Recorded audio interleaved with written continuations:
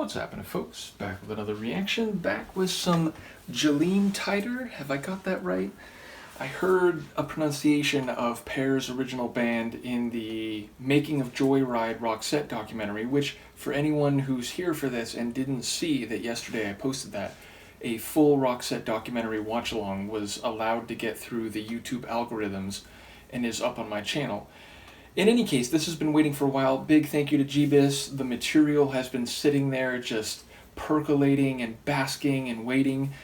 And yes, my understanding is that the name of this band that Per was in prior to, I guess, his solo work or Roxette, it means golden times. So I like that phrase, especially, if you're young and you're talking about golden times, there's maybe not an irony, but there's a bit of a surprise to it in the sense that usually it's after a lot of time passes and you're looking back retrospectively when you can identify the golden times. But to be a young person and to regard the current era as golden times is a bit more amusing.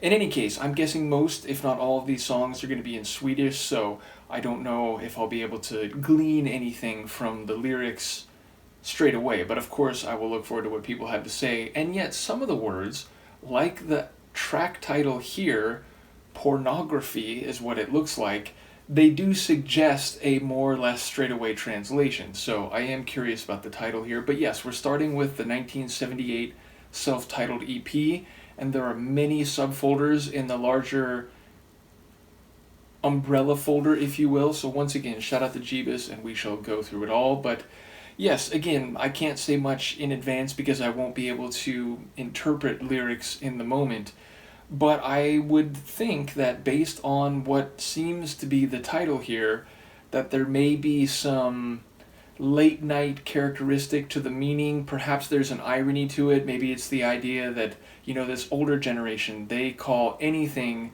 that's young and new and scary or dangerous to them as pornography. It's, there's in the 80s in the US in particular, there were a lot of, let's say, conservative politicians who regarded, video games and rap music and so on. Oh, it's all pornographic. It's all, immoral and so on. So there could be a more nuanced usage of the word. But either way, I'll look forward to hearing what people have to say. Let's give it a listen.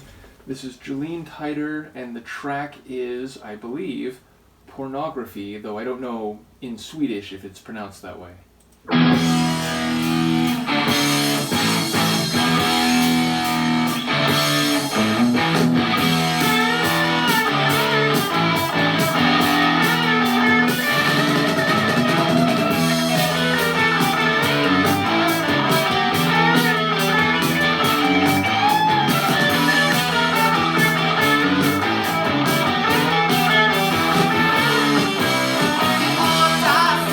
Med karameller och sågar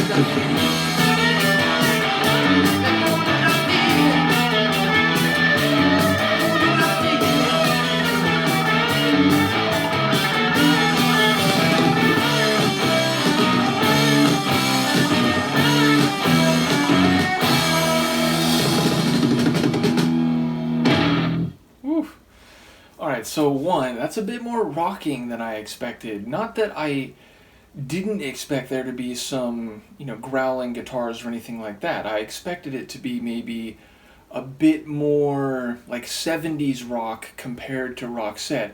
Having said that, it was more like a harder rock meets maybe some blues rock sounds. Indeed, I've been going through some of the early Black Sabbath material, and I get it. That's multiple years before this. That's the end of the 60s, very early 70s, and this is almost a decade later.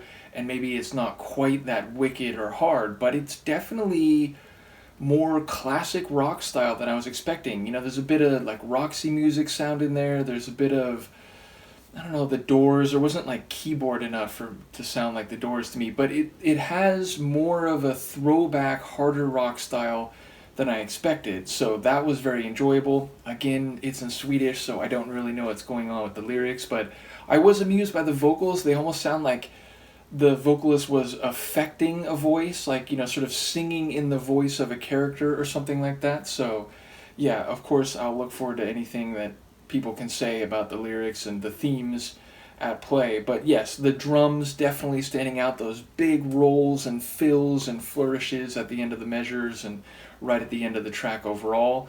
So, yeah, a really dynamic and forceful opener, maybe more than I expected. So I do wonder, of course, having now heard one tune, is that a regularity of their sound? Is that a constant of their sound? Or is it a bit more anomalous?